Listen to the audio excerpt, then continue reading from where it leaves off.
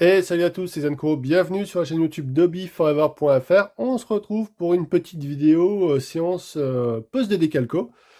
Je suis en train de faire, si vous me suivez sur Facebook ou dans les groupes, le RX118 NT1 Gundam Alex Master Grade 2.0, un kit sorti en 2019, donc vous pouvez retrouver la review sur le site. Hobbyforever.fr, je vous mettrai le lien en description de la vidéo, un kit que j'ai pas trouvé exceptionnel, mais qui offre de belles possibilités malgré tout de custom, et c'est ce que je fais, puisque on peut le présenter avec voilà, la Shoban Armor, hein, son armure, partiellement exposée, avec différents layers d'armure, donc je vous invite à regarder mon article, je vous présente un petit peu ce que je fais. Donc je suis en pleine séance de pose de décal, comme vous pouvez le voir là, j'ai déjà pas une bonne partie du kit. Ce qu'il y a, c'est que j'ai eu un petit souci au niveau de la pose des décals, donc j'ai dû décaper cette pièce, qui est le torse, ce qui m'embête un petit peu. J'avais fait en effet un joli petit effet de dégradé, comme vous pouvez le voir ici. Voilà, donc j'avais réalisé un petit dégradé de bleu comme ça sur le torse, j'en étais très content. Et malheureusement, j'ai eu un petit souci avec les produits de décalco VMS,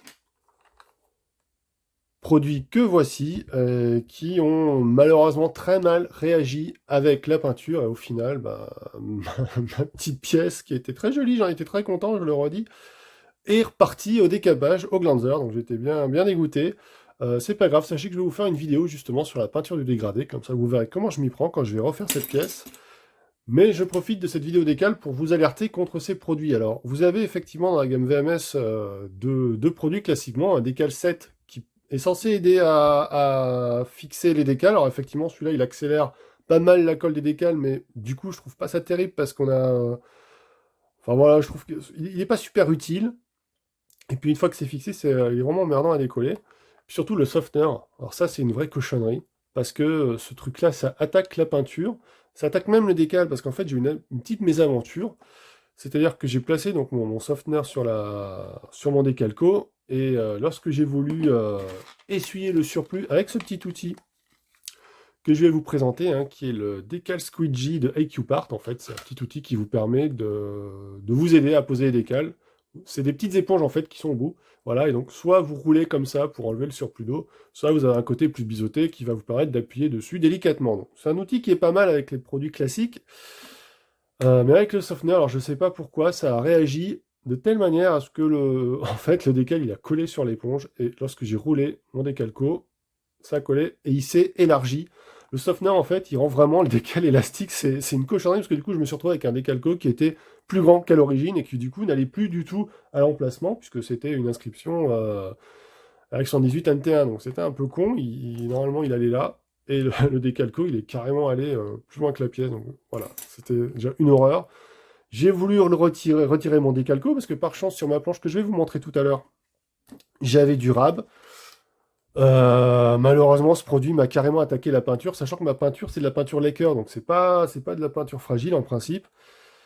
Et au final, en voulant enlever le décal, j'ai un petit peu frotté, comme on fait d'habitude pour enlever le décal, et alors que le décal, lui, est complètement resté fusionné à la peinture, j'ai toute la peinture autour du décal qui commençait à se barrer. Une vraie horreur. Donc je vous le recommande pas du tout. Sachez simplement quand on utilise les petits produits classiques que je prends d'habitude, Micro Squell, donc le Micro 7, pareil, le setter pour aider à la pose, et le sol pour aider à prendre la forme. Si jamais vous vous plantez que vous voulez retirer le décal, on peut retirer le décal. Alors forcément, votre décal, après, il est fichu parce qu'il part un petit peu en miettes, mais la peinture, elle n'est pas abîmée. Donc, il y a toujours moyen de récupérer de ces bourdes, reposer un nouveau décal après avoir nettoyé. Là, c'était mort. Hein. Et sachez que ce produit, il est tellement agressif qu'il attaque même le vernis de la marque. Donc, je sais pas ce qu'ils ont fait avec ce produit. J'imagine qu'il est très bien dans certaines circonstances, mais pour une utilisation lambda, je trouve vraiment que c'est trop risqué d'utiliser ce produit. Parce que voilà, si vous faites une bourde, vous allez attaquer votre peinture et vous êtes bon pour le décapage. Donc ça, c'est juste pas acceptable. Donc moi, franchement, VMS, Decal 7 et Decal Softener, je vous recommande absolument pas. Donc, ça, c'était le petit message d'alerte parce que j'étais bien dégoûté, comme je vous le dis. On va faire un petit peu de pose de décal, donc je le redis, je vais réutiliser, hop, mes produits classiques, le Micro 7 et le Microsol que j'utilise depuis des années, qui m'a toujours donné satisfaction. J'ai voulu changer parce que voilà, mon Microsol, il arrivait un petit peu en fin. Eh bien, mal m'en a pris. Donc très classiquement, donc, je vais utiliser le petit squeezer dont je vous ai parlé. Vous allez voir comment ça fonctionne. Sinon, très classiquement, hop, un petit pinceau fin pour venir déposer un petit peu de produit. Une petite brosse pour aider à poser le décalco. J'utilise pour déposer en fait voilà, un petit Tupperware avec une petite feuille de papier absorbant où je vais mettre justement de l'eau. Hop, voilà. Ça va me faire ma petite zone humide pour poser mes décalcos le temps de les mettre sur le kit. Hop, on va mettre ça là. Un petit peu d'eau, hein, bien évidemment, pour... je vais en remettre un petit peu hop, pour mouiller les décalcos. Voilà, alors, je ne l'ai pas précisé, mais bon, si vous connaissez un petit peu Bandai, vous savez que dans les Gunpla, à part si c'est une version K, vous n'avez pas de décalcomanie à l'eau. Donc, pour ce kit, je me suis acheté une planche de décal chinois, DL modèle décal, qui sont très sympas. Franchement, je les ai déjà essayés sur plusieurs pièces. Bah, comme je vous le disais tout à l'heure, j'ai même eu des problèmes avec ce produit-là, mais à part ça, ils sont très très bien. Honnêtement, ils sont plutôt fins. Il n'y a pas d'erreur au niveau du texte, comme ça arrive des fois sur certains décalcos chinois. Donc je disais, ils sont très fins. En plus, ils se décollent assez facilement, puisque suffit juste d'un petit peu les mouiller, de les déposer là, même pas besoin d'eau chaude. Ça fonctionne très bien. Et donc voilà, hein, moi j'ai utilisé les micro-7, micro-sol pour les apposer. Je fais toujours comme ça parce que ça aide un petit peu. Si vous n'avez pas une peinture ou du vernis brillant avant vos décals, là en l'occurrence c'est de la peinture plutôt satinée, le microsol ça aide à bien à lisser votre décal et à limiter grandement les effets de ce qu'on appelle le silvering, c'est-à-dire le décal qui brille parce qu'il y a un petit peu de bulles d'air qui sont restées dessous. Voilà, donc les présentations sont faites, on va attaquer tout de suite la pose de quelques décalcos. Alors, pour la pose de ces décals, comment je procède en général? Bah, alors, ces décalcos, ils reprennent en fait les décals officiels de Bandai qui sont en stickers, donc les stickers jamais de la vie sur un kit peint. Donc, tout simplement, j'ai photocopié hop, ma page que voici. Ce qui est en rouge, en fait, c'est spécifique à la planche de décal chinois là, que j'ai acheté. Donc, tous les marquages en rouge sont des marquages pardon, supplémentaires. Donc, vous voyez, en fait, il y a des petites bandes blanches qui vont être plutôt cool sur les pièces d'armure. Voilà, donc on va voir ça. Ça, c'est les décalcos de base.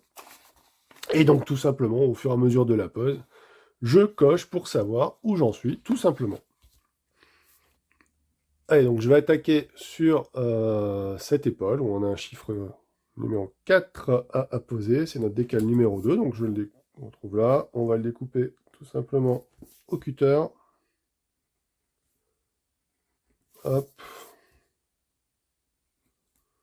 Voilà. Alors, on peut prendre, pour s'aider, une petite pince Bruxelles, voilà, hop. Et donc, tout simplement, alors, comme je disais, c'est vraiment des décalcos qui se décollent facilement. Donc, ceux-là, j'irai juste à les tremper un petit peu. Et puis, voilà, je vais les déposer, vous voyez, ici, sur mon... Je vais rajouter un peu d'eau, d'ailleurs, là, ça a bien bu. Hop, sur mon essuie-tout. En fait, ça permet de garder l'humidité, de faire réagir petit à petit mon décalco, hein. Alors, en fait, l'eau va tout simplement réactiver la colle du décalco. Vous voyez, hop, il bouge déjà. Alors, sur les décals classiques Bandai, voire même comment dire, Azegawa ou d'autres marques, ça réagit beaucoup moins vite. Donc ça, c'est plutôt cool. Et donc, je vais mettre, on va déboucher ça, je ne l'ai pas encore fait. Micro 7, micro sol. Alors, petit pinceau propre, hop, je mets un petit peu de 7 sur ma pièce. En fait, le 7 va aider à déplacer la pièce et en même temps à la fixer. Une fois que ça sera sec, hop, donc je reprends hop, mon décal ici et on va venir le déposer.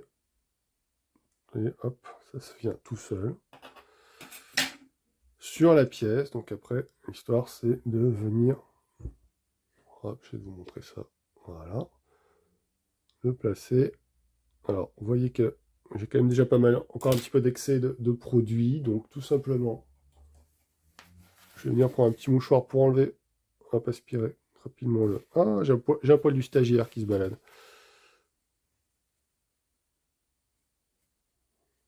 Bon voilà, il faut simplement savoir que tant que le décalco est humide, vous pouvez le déplacer. Bon, alors moi j'utilise le pinceau, hein. Voilà, c'est pas mal. Un peu plus vers le centre de ce qui est en fait ici un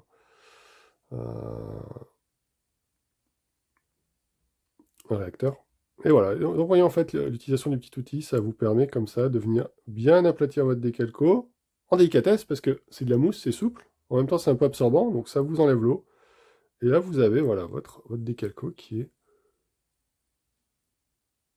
est bien placé. Donc est-ce qu'il est droit? Parfois ça n'a pas l'air mal. Donc à partir de là, si c'est bon, une fois que c'est... J'attends un petit peu que ça soit sec,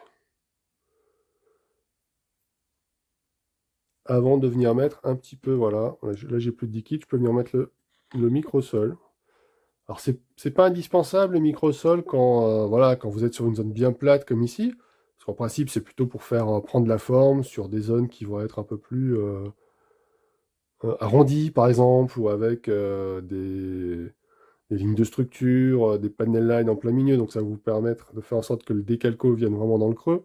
Mais je préfère quand même en mettre malgré tout, parce que ça aide vraiment à l'accroche du décal là aussi. Je trouve que le couple des deux produits, ça permet vraiment au décalco d'accrocher mieux que certains décalcos. Si vous mettez juste de l'eau pour les appliquer, des fois ils se décollent au bout d'un moment. Alors ça n'empêche pas, bien entendu, qu'on va mettre du vernis derrière pour bien fixer. Mais voilà, moi je préfère quand même mettre ces deux produits. Parce que voilà, ça, moi j'ai trouvé que ça améliore quand même l'accroche. Donc ça aide au placement, et puis ça aide à l'accroche, donc c'est tout bénef. Voilà, donc après on peut venir... Alors, en général, il faut faire attention avec le microsol, parce que il peut faire réagir la colle, et donc si vous attendez pas assez, en fait, vous pouvez déplacer votre décalco au moment où vous voulez l'essuyer. Ce qui est un peu ballot, mais c'est pas grave, parce que contrairement à cette saloperie de VMS, vous pouvez toujours remouiller un petit peu derrière, et vous pouvez venir le redéplacer, en fait. Donc je trouve que vraiment que c'est des produits qui font... Non seulement ça fait très bien le taf, VMS, franchement, même quand vous l'appliquez bien, ça fait pas mieux, mais surtout, c'est beaucoup plus safe. Voilà. Hop, voilà, il est posé. Donc après, on va laisser sécher ça tranquillement 24 heures. Et puis après, j'irai vernir mon kit, tout simplement. Voilà. Bah écoutez, ça fait déjà une bonne petite démo. Je pense qu'on va s'arrêter là, tout simplement, parce que vous avez compris le principe. Vous avez vu un petit peu comment j'utilise ce petit outil qui est très sympa. C'est pas indispensable, hein, vous pouvez tout faire au pinceau, bien entendu, mais ouais, moi je trouve ça sympa en plus, ça. Ça, c'est du métal, il est assez sympa, il est joli. C'est pas trop cher, ça va coûter... Combien j'ai payé ça? Hop. Ouais, je sais pas, c'était dans les... Je sais pas si c'est le prix là, mais c'est dans les 1000 yens à peu près, donc comptez au Japon dans les 7-8 euros. Plus les frais de port, etc. Je suis pas sûr qu'on trouve l'équivalent encore en France, peut-être que ça viendra. Et puis, bah écoutez, moi je vais continuer tranquillement à poser tous mes décals. Et puis, écoutez, de toute façon, comme je vous ai dit, moi je vais faire la vidéo maintenant pour la peinture. Et puis, si ça vous plaît de voir un petit peu les avancées sur ce kit, je vous ferai d'autres vidéos, voilà, au fur et à mesure des avancées. Alors effectivement, j'ai déjà bien entamé. Mais comme tout est en pièces, je ne peux pas vous montrer exactement ce que j'ai fait jusqu'à présent. Mais encore une fois, vous avez l'article Work in Progress sur le site hobbyforever.fr, le lien en description. Et puis voilà, écoutez, je vous dis à très bientôt. C'était Zenkuro. Bye bye!